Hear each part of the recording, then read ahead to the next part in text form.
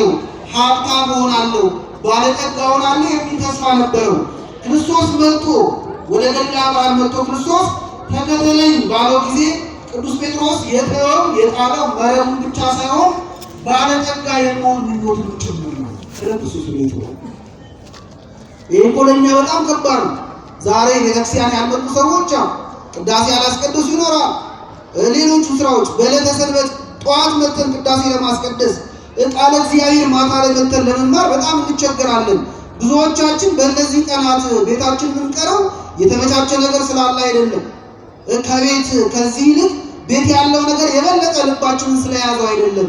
ነገር ግን በዚህ ሰዓት የምንሰራትና የምናገኛትን ትርፍ ገንዘብ እናሰላለን። አሁን ማታ ቤተክርስቲያን መተን ቁጭ ብለን በምንማርበት ሰዓት ቢሮ ውስጥ ቁጭ ብለን ብንሰራ የተሻለ ገንዘብ ከምናገኘው ከደሞዛችን ተጨማሪ የሚደግፈን ሌላ ክፍያ እንደምናገኝ ውስጣችን ያስብና ነገ ከነገ ወዲያ ያለው ህይወታችንን ለማሻሻል የተሻለ ቦታ ላይ ለመድረስ የባለጠግነት ምኞታችን ዛሬ ከቤተክርስቲያን ያስቀረናል። ቅዱስ ጴጥሮስና ሌሎቹ ሐዋርያት ይህንን የባለጠግነት ምኞት ነው ቆርጦ የጣሉት። ስለዚህ ጌታ ሆይ እኛ ያለንን ሁሉ ትተን ተከተልን፣ እንኪያስ ምን እናገኛለን አሉ። በዚህ ጊዜ አምላካችን ክርስቶስ ለቅዱስ ጴጥሮስ እናንተማ የሰው ልጅ በዳግም ልደት በክብር ሲመጣ በ12 ዙፋን ተቀምጣችሁ በ12ቱ ነገደ እስራኤል ላይ ትፈርዳላችኋል። እንግዲህ ቅዱስ ጴጥሮስ የተወው መረብ ነበር። ሌሎቹም ሐዋርያት የተዉት እንደዚሁ ነው። ነገር ግን ስለተዉት መረብ ፈንታ ስለተዉት ታንኳ ፈንታ እግዚአብሔር የሰጣቸው ሰማያዊ ዙፋን ነው። ሰማያዊ ምንድነው? እግዚአብሔር ምድራዊ የሆነውን ጥቂቱን ነገር ስንተው የሚሰጠን የማያልፈውን ዘላለም የሆነ መንግስቱን ነው። ስሙ የተመሰገነ ይሁን። አዎ ለዚያ እኮ መጽሐፍ ላይ በጥቂቱ ታምናልና ይላል። በምኑ ታምናልና? በጥቂቱ ታምናልና በብዙ ሾምሃለሁ ይላል። ጥቂት የተባለ ምድራዊ ሀብት ነው። አንድ ሰው 7 ፎቅ ቢኖረው 7ቱንም ፎቆች ስለ እግዚአብሔር ብሎ ቢተው ለእግዚአብሔር በጣም ምንድነው? ጥቂት ነው። ለእኛ ነው ብዙ ይመስላል። ለእግዚአብሔር ጥቂት ነው። ከሚሰጠን ከሚያወርሰን ካዘጋጀልን ዘላለማዊ ሕይወት ጋር ፈጽሞ የሚነጻጸር አይደለም። ስለዚህ በዚህች በምድር ያለን በምናገኛት በጥቂቱ በሚጠፋ ገንዘባችን ከታመንን እሱ የሚወደውን ነገር ካደረግንበት በማያልፍና በማይጠፋ መንግስቱ ምን ያደርገናል? ይሾመናል። ሐዋርያቱ ታንኳውን ስለተዉ በዳግም ምጽአት ጊዜ የሰው ልጅ በክብር ሲመጣ በ12 ዙፋን ላይ ተቀምጣችሁ በ12ቱ ነገደ እስራኤል ትፈርዳላችሁ አላቸው።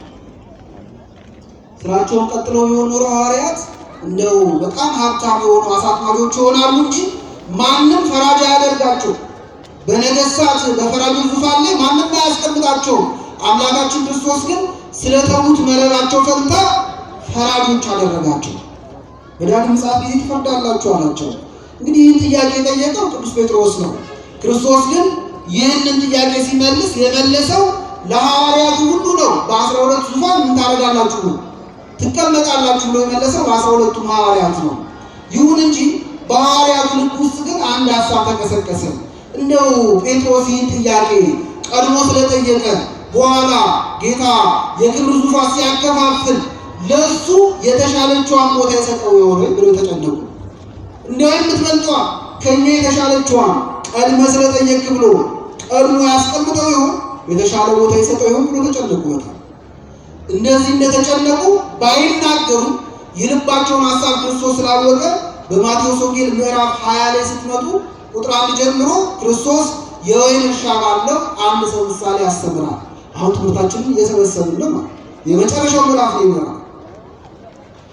በምዕራፍ 20 ላይ አንድ የወይን እርሻ ያለው ሰው ሰራተኞችን መቅጠር ፈለገ።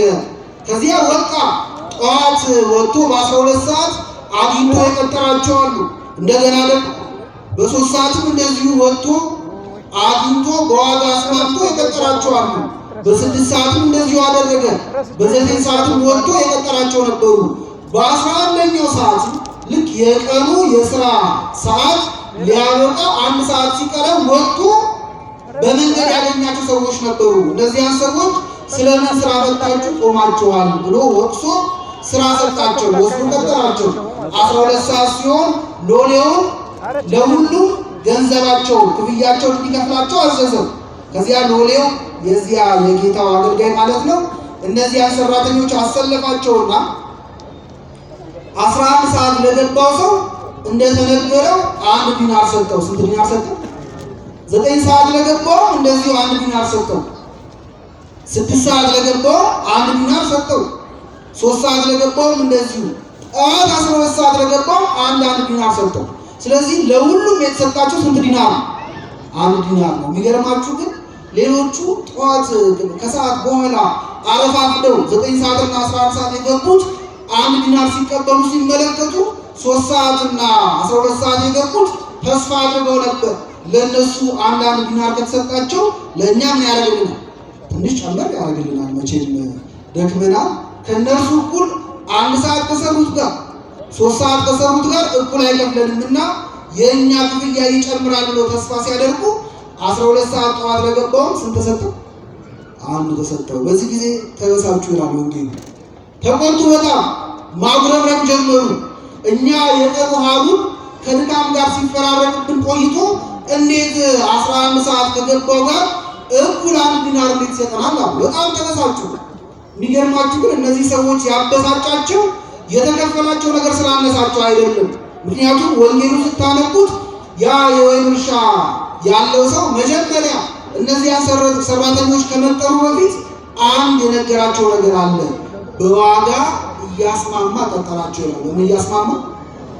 ስለዚህ ጠዋት 12 ሰዓት የገባው ሰው ቀኑን ሙሉ ሰርቶ 12 ሰዓት ላይ 1 ዲናር እንደሚከፈለው ያውቃል።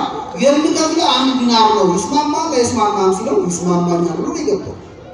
ታዲያውን ለምን ይቆጣል? ለምን ተበሳጨ ከተባለ ይህ ሰው ያበሳጨው 12 ሰዓት የገቡት ሰዎች ያናደዳቸውና እንዲያጉረመርሙ ያደረጋቸው የተከፈላቸው ገንዘብ ስላነሳቸው ሳይሆን 11 ሰዓት የገባው ሰው እንዴት ከኛ እኩል ስንት ዲናር 1 ዲናር ይከፈለዋል ብለው ነው። አንዳንዴ እንደዚህ እኮ ነው። አሁን የኛ በዚህ ዓለም ላይ እኮ በደስታ ለመኖር በጣም ቀላል ነበር። እግዚአብሔር ለእያንዳንዳችን የሚሰጠን በረከት አመስግነነው ለመዋል በቂ ነው አይደለም? አመስግነነው ለማደር በቂ ነበር። በዚህ ዓለም በደስታ የመኖር ቀመሩ በጣም ቀላል ነበር። እግዚአብሔር ያደረገልን ለእኛ የሰራልን ቸርነት እያየን እያመሰገነው መኖር እንችል ነበር። ሰው ግን ደስተኛ የማይሆነው የራሱ ሳይሆን የማን ነው የሚመለከተው? የሰውን ነው የሚያየው፣ የጎረቤቱን ያው። የእኛ ደስታ ብዙ ጊዜ እግዚአብሔር ለእኛ በሰጠን ነገር የተመሰረተ አይደለም። እግዚአብሔር ለእኛ ከሰጠው ይልቅ ለሌሎች ሰዎች ያደረገው ነገር ብዙ ከሆነ ያበሳጨናል በጣም። ካነሰ ደግሞ ደስ ይለናል። የምንደሰተው እግዚአብሔር ለእኛ ስላደረገ ሳይሆን ጎረቤታችን ያለውን ነገር ስላጣ ነው። እንዲህ አይነት ክፉን ሀሳብ እግዚአብሔር ከሁላችን ያርቀን። እነዚህ ሰዎች ካላቸው ነገር ይልቅ 11 ሰዓት የገባው ከነሱ ጋር እኩል ስለተከፈለው ተበሳጩ። ጠራቸውና ጌታው ለምንድን ነው የምታጉረመርሙት አላቸው። እንዴ እኔ ከተስማማንበት ከዋጋችሁ አሳንሼ ከፍያችኋለሁ። አልከፈልከንም። እንግዲያስ ለምንድን ነው 11 ሰዓት የገባው 1 ዲናር የሚከፈለው ካላችሁ ከፋዩ እኔ ነኝ፣ ገንዘቡም የማን ነው? የኔ ነው። በገንዘብ ያሻኝ ማድረግ አልችልም ወይ? አይን ምቀኛ ትሆንብኛለች እያለ ገስጿቸዋል እነዚያን ሰዎች። ይህ ለሐዋርያቱ የተሰጠ ምሳሌ ነው። ስለዚህ ሐዋርያቱ ቅዱስ ጴጥሮስ ቀድሞ ምን እናገኛለን ብሎ ስለጠየቀ ክርስቶስ የክብር ዙፋን ሲያከፋፍል ለእርሱ የተሻለውን የሚሰጠው መስሏቸው ነበር። ስለዚህ እያረጋጋቸው ነው። አይዟችሁ፣ ተረጋጉ። ጠዋትም ገብቶ ለሰራው ቀድሞ ለጠየቀው እንደማለት ነው። 11 ሰዓትም ለገባው ለሁሉም ስንት ዲናር ነው? 1 ዲናር ነው። ስለዚህ ዙፋኑ አንድ ነው፣ አትጨነቁ አላቸው። እንዲህ ቢላቸውም ሐዋርያቱ ግን አሁንም ከልባቸው አልተቀበሉትም። በጣም የሚገርማችሁ እዚሁ ምዕራፍ ላይ ከሐዋርያቱ መካከል ሁለቱ ያዕቆብና ዮሐንስ ወደ ቤታቸው ሄዱና እናታቸውን አንድ ጥያቄ ጠየቋት። ቅድም መምህራችን በክብር ዙፋን እንደሚቀመጥ እንደሚነግስ ነግሮናል። እንደሚነግስ ብቻ አይደለም ለእኛም ደግሞ 12 ዙፋን ምን እንደሚያደርግ እንደሚሰጠን ቀድሞ ነግሮናል፣ ሰምተነዋል። ስለዚህ እባክሽ እንደው ለእኛ የተሻለውን ክብር እንዲሰጠን በቀኝና በግራ እንዲያቆመን፣ ሌሎቹ ከነሱ በኋላ እንዲሆኑ የቀሩት በቀኝና በግራ እንዲያቆመን ለምኝልን ብለው እናታቸውን ዘረዘሯት፣ አስጨነቋት። በዚህ ጊዜ እናታቸው ማርያም ባውፍሊያ ወይም ሰሎሜ ትባላለች። ወደ ጌታችን እየሰገደች መጣችና ጌታ ሆይ በገበርክ ጊዜ አንደኛውን ልጅ በምን በቀኝ ሌላውን ደግሞ በግራ አቁምልኝ ብላ ለመነችው።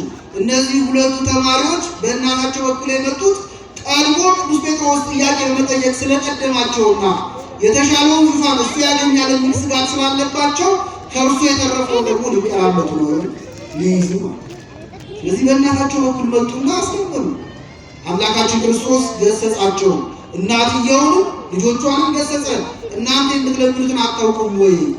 እኔ የምጠመቀውን ጥምቀት ሊጠመቁ እኔ የምጠጣውን ጽዋ ሊጠጡ ይቻላቸዋልን ሲል ከኋላው ነው እነዚህ ሁለቱ ተማሪዎች አዎ ይቻለናል ማለት ምን ይቻለናል። እነሱ የመሰላቸው ጽዋ ሲል ክርስቶስ ያማረ የወይን ጠጅ ነበር የመሰላቸው።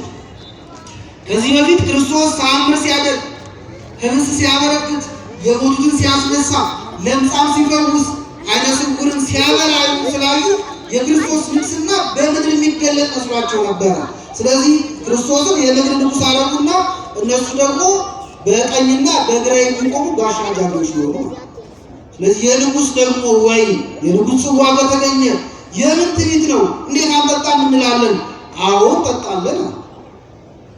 ነገር ግን ክርስቶስ ጽዋ ብሎ ይናገር የነበረው ስለ ሞቱ ነው። ክርስቶስ ስለ ሁላችን የጠጣው ጽዋ የንግስና መጠጡ ምኑ ነው? ሞቱ ነው። ጽዋው ሞቱ ነው። የከበረው ደግሞ ከፍ ከፍ ያለው ደግሞ ሲሰቀል ነው። ለዚያ እኮ ነው በዮሐንስ ወንጌል ላይ ኢየሱስ ገና አልተሰቀለም ነበርና፣ እየሰማችሁ ነው። ኢየሱስ ገና አልከበረም ነበርና ይላል። አልከበረምና አልተሰቀለም ለማለት እኮ ነው። አልከበረም ነበርና መንፈስ ቅዱስ አልወረደም ነበር ይላል። ምን አላረገም ነበርና? አልከበረም ነበርና። ስለዚህ ክርስቶስ የሚከብረው ምን ሲያደርግ ነው? መስቀል ላይ ሲወጣ ነው፣ ሲሰቀል ነው። መስቀል ደግሞ የክብር ዙፋኑ ነው፣ የንግስና ዙፋኑ ነው። ስለዚህ ሐዋርያቱ እየጠየቁ ያሉት ጽዋ ሲሉ ሞቱን ነው። እንደገና ደግሞ አብረን እንቀመጥ ሲሉ በመስቀል መሰቀል ማለታቸው ነው። ለዚያ ነው ክርስቶስ የምትለምኑትን አታውቁም ምን ያለው እና ሐዋርያቱ ይህንን በእናታቸው በኩል ሲጠይቁ የቀሩት 10 ደግሞ ያዩዋቸው ስለነበረ በዓይናቸው ጠቅሰው ቀሯቸውና ይቆጧቸው ጀመር። የተቆጧቸው ለምንድን ነው እናንተ ክብር የምትፈልጉት? ክርስቶስ እኮ ወደዚህ ዓለም የመጣው ሊያገለግል ነው። ክርስቶስ ወደዚህ ዓለም የመጣው ንጉሥ ሊሆን አይደለም። እንደው ነግሶ ማዕድ እያበረከተ ህዝብ እንዲከበው አይደለም። ለምን ምድራዊ የሆነ ክብርን ትፈልጋላችሁ? አይደለም የተቆጧቸው። 10 የተቆጧቸው እንዴት ከኛ ቀድማችሁ ንግስና ልታገኙ ነው ወይ? የተሻለውን ቦታ ልታገኙ እኛን ልትቀድሙ ነው ወይ? እንዴት እንጠይቃላችሁ ነው የተነሳችሁባቸው። እርስ በርሳቸው ሲከራከሩ መጨረሻ ላይ አምላካችን ክርስቶስ ለዚህ ጥያቄ የሚሆነውን የመጨረሻውን መልስ ሰጠ። ይህን አንስተና በቃ ምን አላቸው? ሲከራከሩ ሲያያቸው ወደ እርሱ ጠርቶ አቀረባቸው ይላል። ኑ አላቸው። ወደ እርሱ ጠራቸው። ከዚያ ምን አላቸው? በእናንተ መካከል ያለው የአገልግሎት ስርዓት እንደ አሕዛብ አይደለም። አሕዛብ ጌታ አላቸው፣ እንደገና ሎሌ አለ። ጌታው ያዛል፣ ሎሌው ደግሞ ምን ያደርጋል? ይታዘዛል። ጌታው ይከበራል፣ ሎሌው ደግሞ ከታች ሆኖ ከስር ነው የሚለው፣ ከስር ይዳክራል። በእናንተ ዘንድ ያለው የአገልግሎት ስርዓት ግን እንደ አሕዛብ አይደለም አለና ወደ መጨረሻው ምሳሌ ወሰዳቸው። ወደ ፍጹም ምሳሌ ለትህትና። ማን ነው ፍጹም ምሳሌ ካላችሁ ለትህትና ሕይወት ፍጹም ምሳሌ ራሱ አምላካችን ኢየሱስ ክርስቶስ ነው። ማን ነው? ኢየሱስ ክርስቶስ ነው ለትህትና ምሳሌ። እውነት ነው። እርሱ ስለኛ ሲል የኛን የተዋረደ ደካማ የሆነ ስጋችንን ለብሷል። እግዚአብሔር ሆኖ ሳለ ሰው መሆንን እግዚአብሔርነቱን ለመቀማት አድርጎ አልቆጠረውም። እንደውም ራሱን ባዶ ያደረገ ሰው ሆነ። ቅዱስ ጳውሎስ እንደሚነግረን በፊልጵስዩስ መልእክቱ ምዕራፍ 2 ቁጥር 5 ላይ ቅዱስ ጳውሎስ እኮ ይነግረናል። በኢየሱስ ክርስቶስ የነበረ ሐሳብ በእናንተ ዘንድ ይኑር ይላል። ምን አደረገ ኢየሱስ ክርስቶስ? የክርስቶስ ሐሳብ ምን ነበር ካለ የክርስቶስ ሐሳቡን ሲገልጽልን ምን አለ ቅዱስ ጳውሎስ? እርሱ በእግዚአብሔር መልክ ሲኖር ሳለ በማን መልክ? በእግዚአብሔር መልክ ማለት እግዚአብሔር አብን በመልክ የሚመስለው በባህሪው የሚተካከለው ሆኖ ሳለ አንድ አምላክ ሆኖ ሳለ ከእሱ ጋር ነገር ግን ሰው መሆንን ይላል የእኛን ደካማ ስጋ መልበስን እግዚአብሔርነቱን እንደመቀማት አድርጎ አልቆጠረውም። ሰው ሲሆን ይህንን ደካማ ስጋ ስለብስ እግዚአብሔርነትን የሚጠራጠሩ ቢኖሩስ ሰው ነው እንጂ እግዚአብሔር አይደለም ብሎ አምላክነትን ቢክዱስ ብሎ እግዚአብሔርነቱ አላሳሳውም ይላል። ምንነቱ አላሳሳው? እግዚአብሔርነቱን አሳሰበው። እንዲህ ቢተቹኝስ አላለም። እንደው ሰው መሆን ብቻ አይደለም ራሱን ባዶ ያደረገ ሰው ነው ይላል። እግዚአብሔር ለእኛ ሲል ራሱን ባዶ ያደረገ ሰው ነው የሆነው። ይህ ሁሉ ትህትና ስለማን የተከፈለ ነው? በሉ እንጂ ስለማን ነው? ስለኛ የተከፈለ ነው። ክርስቶስ ራሱን በማዋረዱ ዝቅ ዝቅ በማድረጉ ይህንን ደካማ ስጋ በመልበሱ እሱ የሚጠቀመው ምንም አይነት ነገር የለም። ይህ ሁሉ ትህትና ስለ ሰው የተከፈለ ትህትና ነው። ነገር ግን አንድ ሰው ደግሞ ራሱን ቢያዋርድ ዝቅ ቢያደርግ ትሁት ቢሆን ማንም ይጠቀመው? ሌላውን አይደለም፣ ራሱን እኮ ነው የሚጠቅመው። ክርስቶስ እኛን ለማዳን ነው ትሁት የሆነው። እኛ ግን ትሁታን ብንሆን ማንን ነው የምናድነው? ራሳ። ስለዚህ ሰው የሚጠቀምበትን የሚድንበትን ትህትና ሽንድረው ማያደርገው በጣም ይገርማል። ለዚያ ነው ክርስቶስ ምን አላቸው? የሰውን ልጅ እኔን ተመልከቱ። የሰው ልጅ ወደዚህ ምድር የመጣው ሌሎች እንዲያገለግሉት ሳይሆን ሌሎችን ሊያገለግል ስለ ብዙዎችም ደግሞ ነፍሱን ቤዛ አድርጎ ሊሰጥ መጣ እንጂ ሌሎች እንዲያገለግሉት አይደለም ይላል። ስለዚህ እኔ አምላክ ነኝ፣ እኔ ዓለምን የፈጠርኩ ነኝ፣ ሁሉን የሚይዝ ነኝ። ነገር ግን ዓለምን የፈጠርኩ ስሆን ሁሉን የሚይዝ ሁሉን ቻይ አምላክ ስሆን ወደዚህ ምድር ግን ስጋ ለብሼ የመጣሁት እንዲያገለግለኝ ሳይሆን እኔ ፍጥረቴ ምን ላደርግ ነው? ላገለግል ነው። ስለዚህ እኔ አምላክነት ኖሮኝ የትህትና ስራ የምሰራ ከሆነ እናንተ ምን አላችሁ ነው ጥያቄው። እውነት እኮ ነው። በነገራችን ላይ ሰው በትዕቢት ሲፈተን አንዳንድ ጊዜ በጣም ያስቃል። ምክንያቱም በትዕቢት ለመፈተን እኮ ቢያንስ እጃችን ላይ የሆነ ነገር መኖር አለበት። ለዚያ ነው በዜናው በመጽሐፈ መነኮሳት ላይ አንድ ወጣኒ ጀማሪ መነኩሴ በትዕቢት ተፈተንኩ ብሎ ወደ አንድ አረጋዊ አባት መጣ። አባቴ ሰይጣን በትዕቢት እየፈተነኝ ነው አላቸው። በትዕቢት ምን እያደረገኝ ነው? እየፈተነኝ ነው በትዕቢትና ምን ላድርግ አላቸው። በዚህ ጊዜ እኛ አባት እንዲሁ በጨዋታ ሊያስተምሩ ስለፈለጉ በፍና ተሳልቆ ሊመክሩ ስለፈለጉ ይህንን ወጣኒ መነኩሴ ምን አሉት? እንዴ ሰይጣንማ አንተን እንዴት አይፈትንህም? ሰማይን የዘረጋው ምድርን የመሰረተው ማን ነው? አንተ አይደለህ አሉት። ማን ነው ሰማይን የዘረጋው ምድርን የመሰረተው ማን ነው? ሰው በጣቱ ላይ ያለውን እንኳን ያቺ ትንሿን ጥፍር እንኳን ሳይፈጥር በጣም ደካማ ሆኖ ሳለ በትዕቢት በጣም ይጎጣል። ትዕቢት ያስቸግረዋል። ምን ኖሮን ነው ትዕቢተኞች ምን ሆኖ ነው ጥያቄ። መጽሐፍ ግን እኮ ስሪታችን እንድናስታውስ ይነግረናል። ቅዱስ ዳዊት ምን አለ? አቤቱ እኛ አፈሮች መሬታውያን እንደሆነ አስብ ይላል። ስለዚህ የሰው ልጅ ማለት እየረገጠ የሚሄደው ትቢያ ነው፣ አፈር ነው። ብንከም የእግዚአብሔር ምሳሌ የእግዚአብሔር መልክና ምሳሌ በውስጣችን ቢኖር ያንን ያደረገው ማን ነው እንጂ እኛ የተገኘነው ከምንድን ነው? ከአፈር ነው። ለዚያ እኮ ነው from dust to the image of God ወይም ከትቢያነት ወደ እግዚአብሔር መልክነት የተለወጠ የከበረ ፍጥረት ነው ሰው ይላል። ስለዚህ አነሳሱ ትቢያነት ነው። እግዚአብሔር ነው መልክና ምሳሌ በውስጣችን አስቀምጦ ያከበረን። ስለዚህ ትዕቢት ሲወጥረን መነሻችንን መርሳት የለብንም። ከአፈር ነው የተገኘነው። እግዚአብሔርነት የለንም። ትሑታን እንዳንሆን ምን ይከለክለናል? ታዲያ ተፈጥሯችንን እኮ መምሰል ያለብን።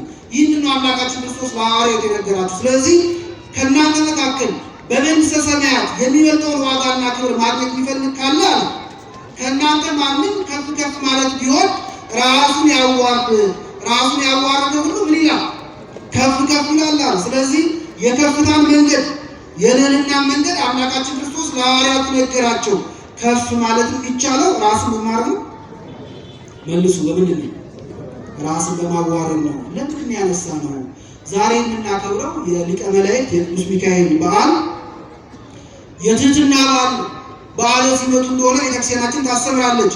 ቅዱስ ሚካኤል በመላእክት ሁሉ ላይ ለምን አለቃ ሆኖ ተሾመ? ከእርሱ በፊት እኮ የመላእክት አለቃ ሌላ ነበር። ሳጥናኤል ሰማርያን የመላእክት አለቃ ነበር። ነገር ግን እግዚአብሔር ሰማርያንን ሾሞ የመላእክት አለቃ አድርጎ ቢፈጥረው እሱ ግን አለቅነቱን መጠበቅ አልቻለም። ትዕቢት ነበረበት። ትዕቢት ስለነበረበት ከተሰጠው ይልቅ ያልተሰጠውን ካለው ይልቅ የሌለውን ነገር ሻተ። ፍጥረታትን ፈጥሬአለሁ አለ። የተሰሩትን ነገሮች ሁሉ እኔ ምን አድርጌአለሁ? ሰርቻለሁ አለ። ስለዚህ ስለ ትዕቢቱ ሰይጣን ትዕቢተኛ ስለሆነ እግዚአብሔር አዋረደው። አስቀድሞ አኀዜ መንጦላዕት ቅርበ መለኮት ነበር። ለሥላሴ በጣም የቀረበ ለአምላክ የቀረበ የሥላሴን የእሳት መጋረጃ የሚይዝ ነበር። ባለሟል መልአክ ነበር። ትዕቢተኛ በሆነ ጊዜ ግን እግዚአብሔር ስለ ትዕቢቱ ከዚህ ክብሩ አዋረደው። ከዚህ ክብሩ ካዋረደው በኋላ ማንን ልሹ ማለት እግዚአብሔር ከመላእክት መካከል በጣም ትሁት የነበረው ማን ነው? ቅዱስ ሚካኤል ነው። ስለዚህ ቅዱስ ሚካኤል በጣም ትሁት ስለሆነ ሰዎችን ለመርዳት ለማገዝ እጅግ በጣም ፍቅር ስለነበረው በትህትና የሚያገለግል ስለሆነ ይህንን መልአክ በመላእክት ሁሉ ላይ አለቃ አድርጎ ሾመው። ሌሎች መላእክት ትሁታን አይደሉም ማለት አይደለም፣ ነገር ግን በሚበልጠው ለመናገር። ስለዚህ ቅዱስ ሚካኤል በጣም ምንድነው? በጣም ትሁት ነው። በጣም ትሁት ስለሆነ እግዚአብሔር ደግሞ ከመላእክት ሁሉ በጣም ከፍ አደረገው። የመላእክት ሁሉ ምን አደረገው? አለቃ አደረገው። አባቶቻችን እስመ በትህትና ረከበ ልዕልና፣ በትህትናው ራሱ ዝቅ በማድረጉ ልዕልና ምን አደረገ? አገኘ ይላሉ። ስለዚህ የቅዱስ ሚካኤል ትህትና የታየበትና በመላእክት ሁሉ ላይ አለቃ ተደርጎ የተሾመበት ዕለት መቼ ነው? የትህትና ቀን ነው ዛሬ። በእውነቱ መልአኩ በትህትና አለቃነትን ያገኘበት። ስለዚህ ቤተክርስቲያናችን ስለ ልዕልና ስታስተምር ልዕልና ያለው በምን ውስጥ ነው ትላለች? በትህትና ውስጥ ነው። በእኛ እንኳን በሰዎች ዘንድ የከበሩ ታላላቅ ቅዱሳን አሉ። ከነዚያ መካከል እመቤታችን አለች። እሷን ብቻ እናስታውሳትና አንጨርስ። እመቤታችን ከፍጥረታት ሁሉ ምንድን ነች? በላይ ነች፣ ከፈጣሪ በታች ነች። እመቤታችን ከፍጥረታት ሁሉ በላይ ያደረጋትን ጸጋ ያገኘችው እንዴት ነው ከተባለ አምላክ እርሷ ስለተወለደ ነው። አምላክ ደግሞ ከእሷ እንዲወለድ ምክንያቱ ምን ነበር ከተባለ አምላክ ከእርሷ እንዲወለድ ምክንያት ከሆኑት ነገሮች መካከል አንደኛው ትህትናዋ ነው። እመቤታችን ቅድስት ድንግል ማርያም እጅግ በጣም የሚያስደንቅ ትህትና ነበራት። ክርስቶስ ከመወለዱ በፊት መሲሁ ገና በተስፋ ሲጠበቅ አብዛኞቹ የዕብራውያን ሴቶች የሥጋ ድንግልናቸውን ይጠብቁ ነበር። ለምን ይጠብቃሉ ከተባለ ድንገት በነቢያት ተስፋ የተሰጠን መሲሁ ከኔ ይወለድ እንደሆነ ብለው ይመልሱ ነበር። ከማይወለድ እንደሆነ ከኔ ይወለድ እንደሆነ ብለው አብዛኞቹ የእስራኤል ሴቶች ድንግልናቸውን ይጠብቁ ነበር። እመቤታችን ግን እንዲህ አይነት ሀሳብ አልነበረባትም። መጻሕፍትን ስታነብ እንኳን ከትንቢተ ኢሳይያስ ላይ ደርሳ እነሆ ድንግል ትጸንሳለች ልጅም ትወልዳለች የሚለውን ትንቢት ስታነብ እመቤታችን ልክ እንደ ሌሎቹ የዕብራውያን ሴቶች ይኸው በእኔ ዘመን ይወለዳል እኔ ወልደዋለሁ አላለችም። እንትን ነበረ እንደው በዚህ ሴት ዘመን ደርሼ አምላክን በምትወልዷ መሲሁን በምታስገኘዋ በዚያ ሴት ዘመን ደርሼ እንጨት ለቅሜ ውሃ ቀድቼ ባገለገልኳት እያለች ራሷን ዝቅ ታደርጋለች። ስለዚህ ባርነትን ማገልገልን ስትመኝ እግዚአብሔር ግን ምን አደረጋ? እናቱ አደረጋት። ስለዚህ የእመቤታችን ልዕልና በትህትና ውስጥ የነበረ ልዕልና ነውና ቤተክርስቲያናችን ይህን ታስተምረናለች። እግዚአብሔር አምላካችን በዛሬው ዕለት ከሚከበረው ከሊቀ መላእክት ከቅዱስ ሚካኤል ረድኤት በረከት ይክፈለን። የሰማነውን ለሕይወት ለመድኃኒት ያድርገን።